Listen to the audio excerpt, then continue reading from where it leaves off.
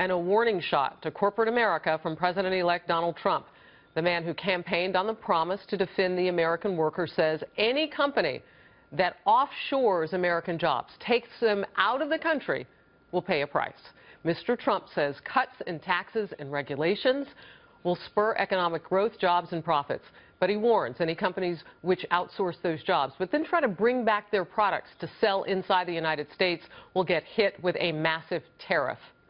The threat is not sitting well with many in Washington, including some Republicans. Nebraska Senator Ben Sasse hit social media and tweeted this: President-elect Trump means well, but won't his 35% tariff idea raise prices on American families? How would it not be a new 35% tax on families, he asks. Our Bryan Llenas is live outside Trump Tower in New York City, a bustling area during this holiday season, and people on those sidewalks talking politics and economics tonight, Bryan.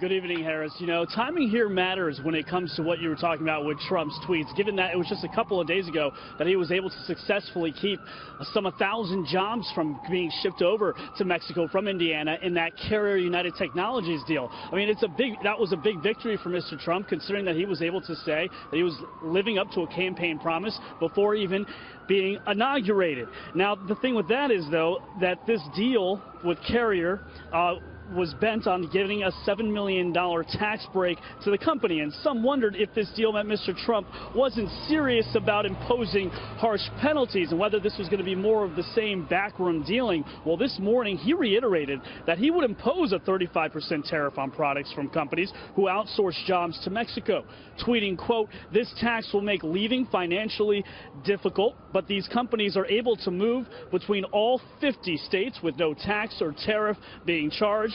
Please be forewarned prior to making a very expensive mistake. The United States is open for business." And earlier today on Fox and Friends, Reince Priebus, the White House Chief of Staff, said, look, companies can expect more personal calls from Mr. Trump.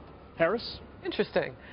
So I understand that Mr. Trump also called out the Rexnord Corporation, and I did some digging, a little looking at them. They're a multi-platform industrial company, employ a lot of people. What are the people who work there saying? Exactly right. Well, the next Rexnord Corporation is based out of Milwaukee, and they made plans in October that they announced they were going to send some 300 jobs from Indianapolis to Mexico. Well, Trump called them out on Twitter on Friday, and an employee earlier today on Fox and Friends who had been there for 10 years says that the company expects him to train his counterpart, who is a Mexican. Listen. There's a provision in there, apparently, that for us to get our severance package or retirement package or any kind of money, that yes, the requirement will be that we'll have to train our counterparts to do the exact job that we're doing right now. How does that make you feel? Sick to my stomach. Mr. Beeman, when asked if he believed that Trump would save his job, he says yes. Harris? This was a huge issue for then-candidate Donald Trump. And so delivering on this, you see, in that one corporation, people are waiting to see what that delivery system will look like. So let's move now from the economy to foreign policy, because there's been some other news cooking on that. The president-elect sent a message to China today. Tell us about that, Bryan.